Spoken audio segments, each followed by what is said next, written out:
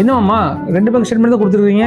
உங்கள் ஃபார்ம் 26 சைஸில் வந்து பார்த்தீங்கன்னா 8 பேங்க்லேருந்து உங்களுக்கு வட்டி வந்துருக்கு. அப்பல இந்த 2 அக்கௌண்ட்டில் வரவு செலவு பண்ணிட்டு இருக்கேன். மற்ற அக்கௌண்ட்லாம் ஓப்பன் பண்ணேன், அமௌண்ட் போட்டேன், அதோட இருக்குது. வேறு எந்த டிரான்சாக்ஷனும் அதில் பண்ணல. மாமா உங்கள் பேரில் எந்தெந்த அக்கௌண்ட் இருக்கோ எல்லா அக்கௌண்ட்டோட ஸ்டேட்மெண்ட்டும் கண்டிப்பாக வேணும். மாப்பிள்ள பேங்கில் கூட்டத்துக்கு பேங்க்கில் போய் ஸ்டேட்மெண்ட் ஒரு வருஷத்துக்கு கேட்டோம்னா இன்றைக்கி நாளைக்கு வேணால் அழைவிடுவாங்க. எப்படி மாப்பிள்ள வாங்குறது?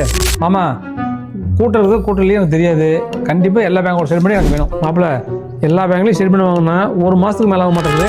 சரிம்மா உனக்கு எதுக்கு இத்தனை அக்கௌண்ட்டு? மாப்பிள்ள நம்ம ஊரில் எந்த பேங்க் ஓப்பன் பண்ணாலும் ஐயா அக்கௌண்ட் தான் மொதல் அக்கௌண்ட்டு. அது ஒரு கெத்தியே மாப்பிள்ள. ஆமாம் உங்கள் கெத்தில் ஒரு பக்கம் இருக்கட்டும்.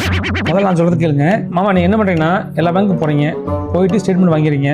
ஸ்டேட்மெண்ட் வாங்கிட்டு அந்த பேங்க்கில் அக்கௌண்ட் நீங்கள் கண்டினியூ பண்ணுற மாதிரி இருந்ததுன்னா அவங்கள்ட்ட எனக்கு வந்து நெட் பேங்கிங் ஃபெசிலிட்டி வேணும்னு கேட்டுட்டு அதை எழுதி கொடுத்து வாங்கிட்டு வந்துடுங்க. இல்லைன்னா அப்போவே அக்கௌண்ட்டை க்ளோஸ் பண்ணிட்டு வந்துடுங்க. ஆமாம் நெட் பேங்கிங்லாம் வந்து பல வருஷம் ஆச்சு.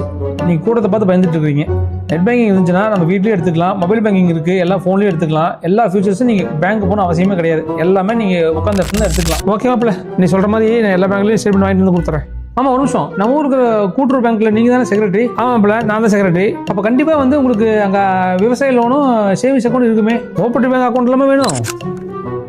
நீங்கள் இன்கம் டேக்ஸ் ஃபைல் பண்ணும்போது உங்கள் பேரில் எத்தனை பேங்க் அக்கௌண்ட் வந்தாலும் எல்லாத்தோட ஸ்டேட்மெண்ட்டும் கண்டிப்பாக தரணும்.